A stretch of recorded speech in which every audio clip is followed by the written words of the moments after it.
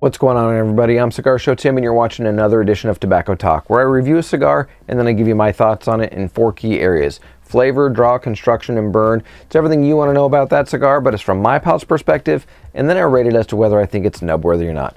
So the cigar for this review comes from Matilde. This came in my June BL Luxuries box, and I had just a couple weeks ago reviewed the Maduro version of this cigar, so I thought, you know what, why not do the Connecticut version since I just got it. So for this review, it is the Matilde Serena Robusto, and this has the Ecuadorian Connecticut wrapper on it. I'll get into the rest of the blend in just a minute here. It is a 5 1/4 by 50. And well, if we're gonna review it, there's only one way to do that. Let's light it up.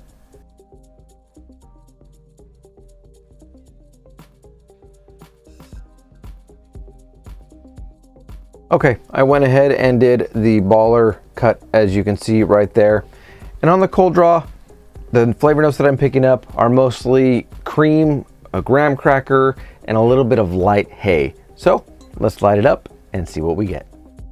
Okay, upon initial light up, this is giving me very traditional Connecticut flavor notes.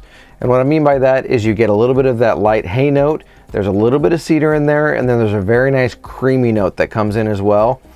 And on the long finish, there's a bit of like a white pepper on the middle of my palate, which is really nice. It's balancing it all out.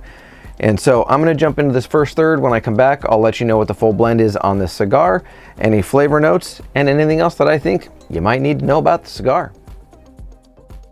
Okay, let me show you the burn here at the end of the first third. You can see right there, the burn line on here is doing very, very well.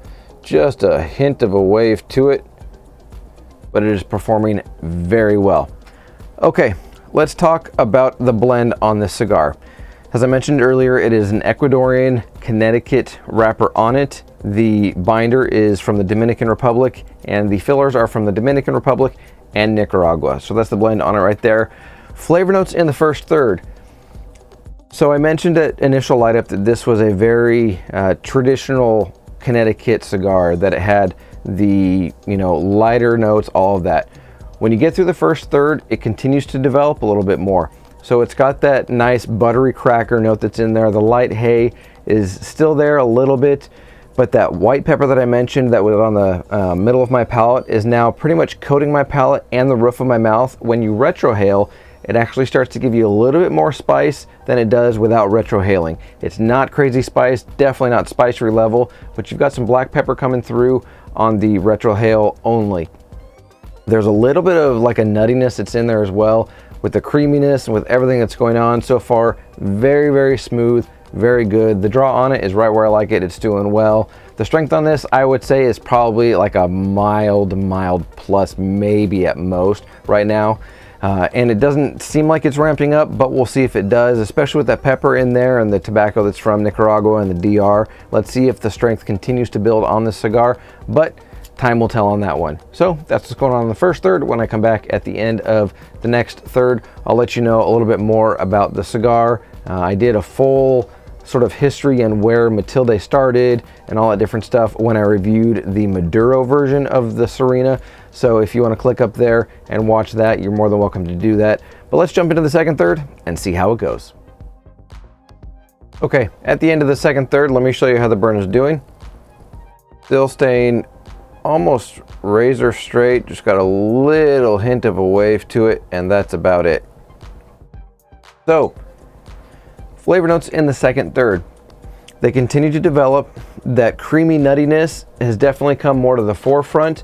The buttery cracker has pretty much fallen off, and that white pepper is still very much there, with black pepper, a little bit stronger spice coming through on the retrohale. Nothing to be intimidated by, but there's a little bit of black pepper spice coming through on the retrohale. That nuttiness is really good. A little bit of light cedar is starting to come in as well. It's very, very faint, and I only pick it up on the long finish, but it is coming in. So this cigar is offered in 4 different vitolas. This one is the 5 1/4 by 50. It's the Robusto size, as I mentioned at the beginning, but the other 3 sizes are a 5 1/2 by 44 Corona, a 6 1/2 by 54, which they call the Toro Bravo, and then there's a Grande, a 6 by 60. or Gordo, many different names that it goes by, but those are the two most common. They call it the Grande. Been a really good cigar. The story behind Matilde is it's basically laid dormant for over 100 years before it was brought back to life by the current family that is running it. One main person, one owner has it, and his two sons. Two of his sons are the people that are running it now. So really cool backstory, but again, go back and watch my review of the Serena Maduro if you want to get that full story and information as to who Matilde is and a really cool understanding of the original manufacturer of cigars down in the Dominican Republic. I'm going to go ahead and finish up the cigar. When I come back, I'll let you know whether I think it's noteworthy or not, any changes in flavors, anything like that with the transition. I'd say the strength right now is probably getting into like a medium minus. So it's dancing between a mild plus and medium minus. Nothing super strong at all whatsoever. Draw is doing great. Smoke output is extremely plentiful and doing very well. But let's jump in and finish off the cigar. Okay, let's wrap up this review. Here's the burn at the end of the cigar. You can see it's got a little bit of a wave to it, especially right there. There's a difference, but not bad overall. The construction, everything has done really, really well throughout the entire time I've been smoking it. Okay, flavor notes as the cigar wraps up. This final third definitely got into a little more of the stronger flavor notes. And what I mean by that is the white pepper is now a very noticeable black pepper. It's completely coating my palate, the roof of my mouth, and there's a little bit of a tingle on the back of my throat as well. When you retrohale, you definitely get that black pepper. The buttery, the creaminess, all those different things have pretty much faded away, and what I'm left with is a little bit of like a roasted note, or more like a toasted marshmallow. So there's a little bit of like a sweet marshmallow kind of note in there with the hay that has come back, that was at the very beginning, and has come back here in the final third, and then that pepper. So you've got the pepper, you've got sort of like a toasted marshmallow note.